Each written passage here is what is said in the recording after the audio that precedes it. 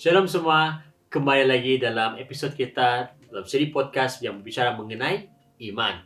Nah, dalam podcast kali ini saya akan berbicara mengenai topik ini, membuat ketetapan. Membuat ketetapan. Ya, ada satu quote yang saya pernah dengar sebelum ini. Saya lupa exactly siapa yang mengatakannya ataupun the exact words. Namun dia berbicara begini, jika Anda tidak mempunyai prinsip atau ketetapan, apa-apa saja boleh membuatkan Anda jatuh. Jika Anda tidak mempunyai prinsip atau ketetapan, apa-apa saja boleh membuatkan Anda jatuh. Ya.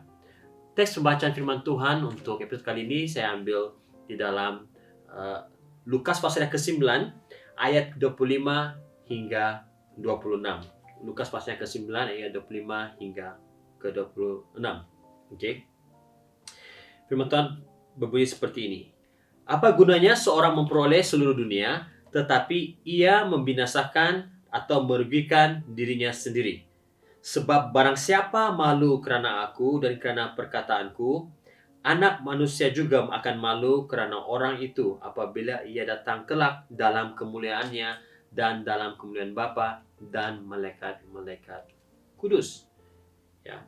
Nah, mungkin ada di antara Anda baru pertama kali mendengar ayat firman Tuhan ini. Namun saya beritahu dengan kamu, firman Tuhan ini sangat-sangat relevan dalam dunia kita pada hari-hari ini. Banyak cabaran, banyak godaan yang dihadapi oleh semua orang percaya hari-hari ini. Ya. Dan ini mengingatkan saya mengenai kisah Daniel dan kawan-kawannya. Ya, di dalam Daniel pasal yang pertama, apa yang berlaku adalah Daniel dan kawan-kawannya, Shadrach, Meshach, dan Abednego, mereka dibawa daripada Yerusalem, daripada Israel, pergi ke Babylon. Ya, waktu itu kerajaan Babylon menawan Israel.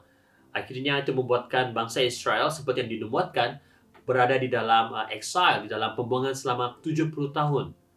Dan Daniel dan kawan-kawannya waktu itu masih muda, dipisahkan, dibawa keluar daripada negara mereka untuk berkhidmat bagi Raja Nebukadnezar. Nah, dalam Daniel pasal yang pertama ayat yang ke-8 mengatakan begini. Daniel berketetapan untuk tidak menajiskan dirinya dengan santapan raja dan dengan anggur yang biasa diminum raja.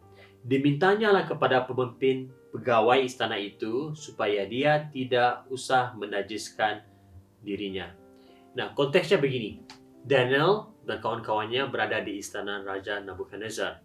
Nah, dia berketetapan untuk tidak menajiskan dirinya kerana orang-orang yang ada di istana tersebut mereka akan makan makanan yang sudah dipersembahkan kepada dewa, yang kepada berhala, dan itu juga makanan-makanan yang sedap-sedap yang dimakan oleh Raja Nebukadnezar.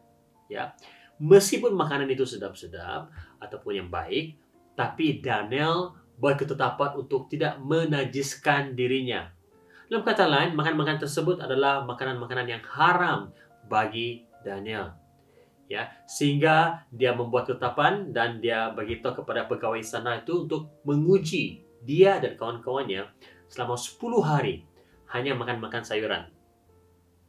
Apa yang berlaku? Setelah 10 hari, didapati bahwa Daniel dan kawan-kawannya jauh lebih cerdas daripada orang-orang yang makan makanan raja. Nah, dia membuat ketetapan. Dan kerana Daniel membuat ketetapan, dia dan kawan-kawannya diangkat menjadi pemimpin.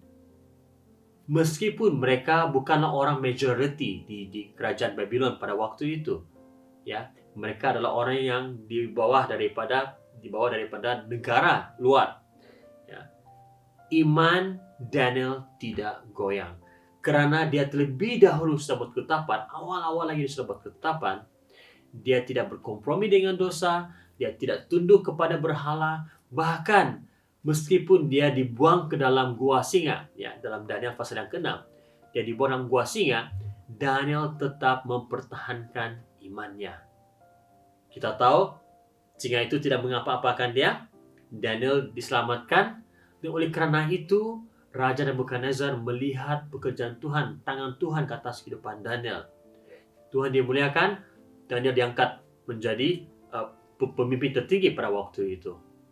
Nah, pertanyaan saya untuk kita semua. Apa ketetapan yang Anda sudah buat dalam hal hubungan Anda, pekerjaan, dalam hal keuangan, dalam hal pelajaran, pelayanan, dan lain-lain.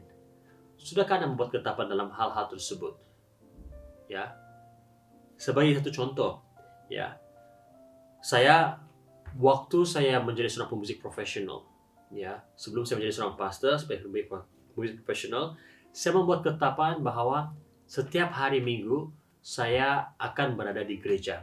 Meskipun malam sebelumnya, ya, sebagai seorang pemusik secara sepenuh masa, selalunya pada ujung minggu, Jumat malam, Sabtu malam kami akan ada event, acara yang habisnya lewat awal pagi, pukul 2 pagi, 3 pagi. Namun saya buat ketetapan, saya beritahu kepada Tuhan, saya beritahu kepada ibu bapa dan pastor saya pada waktu itu. Saya katakan, bagaimana penat pun saya, ya, hari Minggu pagi saya akan tetap datang ke gereja. Saya sudah membuat ketetapan.